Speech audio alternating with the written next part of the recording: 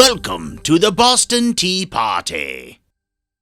In America's history, there was an event called the Boston Tea Party. This event was not a party, though. It was a major protest that ended up starting a war. The war was called the American Revolution or the Revolutionary War. It was between the American colonists and the British government and took place in 1775. The war lasted 8 years. Back then, people who settled in various areas formed colonies, which are kind of like our towns today. These people were called colonists. During that time, the American colonists had to pay a lot of taxes to the British, who ruled over them. Today, we pay taxes too. Our taxes go to pay for things like schools, hospitals, roads, and libraries. Not everyone likes paying taxes, but most people understand that some taxes are necessary. When you turn 18, you will have the right to vote. One of the things you will vote for is how your tax money is used. You might vote on something like whether to put in a public swimming pool or a park using your tax dollars. The problem the colonists had back in the 1700s was that the money they paid for taxes wasn't being used to help them. In fact, most of it was going to the British government to pay for their debts. Even though the colonists were paying taxes, they had no choice on how their taxes were being used. They also didn't get to choose who their leaders were or vote on any laws because they were ruled by the British. That doesn't seem very fair, does it? Well, colonists didn't think so either. The American colonists called this taxation without representation. During that time, the British government passed a law called the Tea Act. The Tea Act gave a British company who was struggling financially a way to earn more money. The British company was called the East India Company, and it had 18 million pounds of tea that it needed to sell. The Tea Act allowed the East India Company to ship their unsold tea to the American colonies, where it could be sold at a very low price. This seemed like a good thing. It would have helped the East India Company sell their tea, plus the colonists could have bought it for a low price. However, there was a problem. Earlier, the British government had passed a law which taxed tea and some other things. The colonists were very angry with this law because they were already paying a lot of taxes.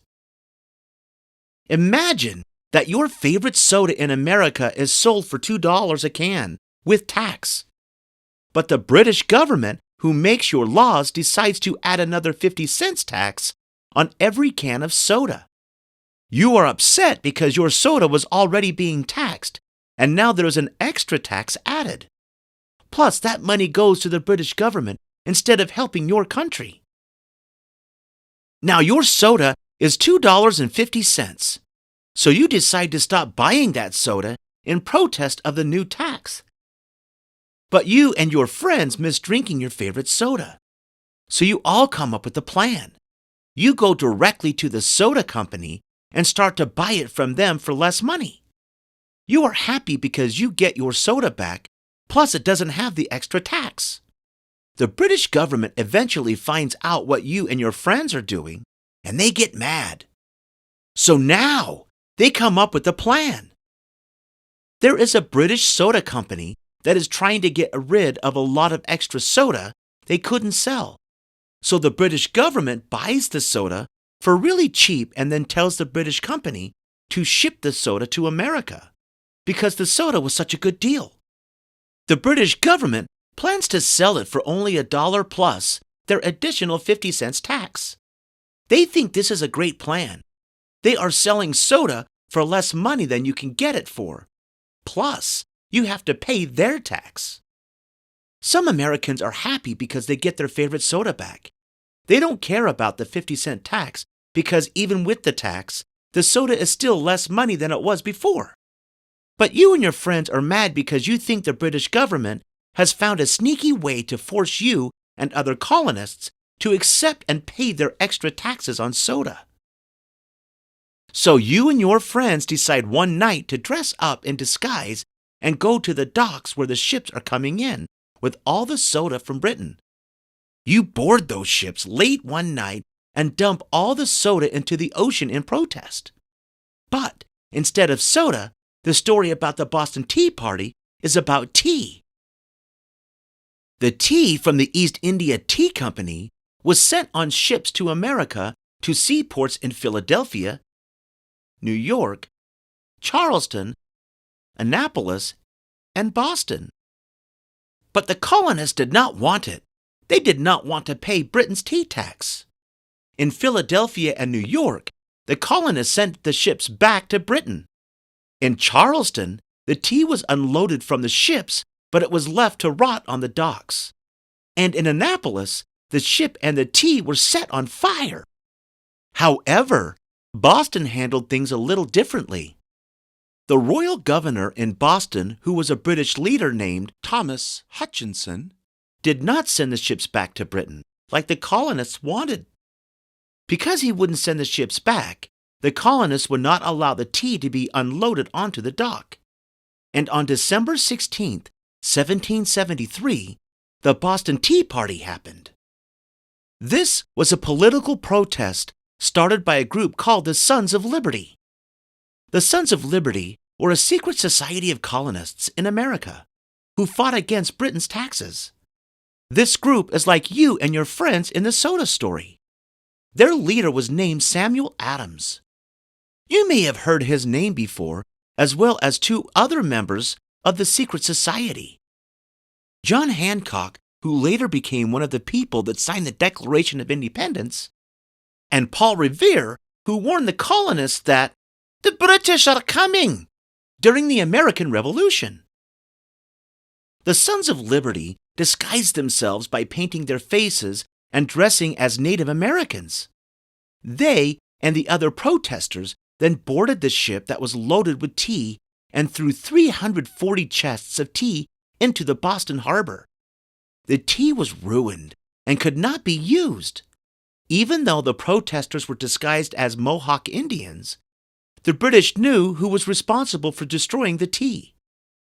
The amount of money that the tea was worth in today's money would be about $1 million. That was a lot of money, especially back then. Many of the American leaders, like George Washington, did not agree with the way the Sons of Liberty protested. Neither did Benjamin Franklin.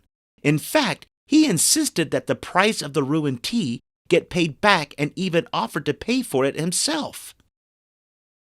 The British government was very angry at what had happened. To get back at the colonists, they passed new laws called the Intolerable Acts. These laws allowed British troops to stay in the colonists' houses whenever they wanted. The laws also banned town meetings, and they closed the Boston seaport until the price of the damaged tea was paid for. The Intolerable Acts were the last straw for the American colonists. They wanted to be free from Britain's rule and start their own country. On March 23, 1774, a future founding father of America, Patrick Henry, gave a speech in support of freedom from Britain. In it, he said one of the most famous lines in American history: "Give me a liberty, or give me death." He inspired many people. Over the next year, conflict increased between the British rulers and the American colonists, and on April 19, 1775, the American Revolutionary War began. Because the American colonists won that war, they finally gained their independence from Britain and were now free. The colonists then started their own country, and the United States of America was born. Be sure to subscribe.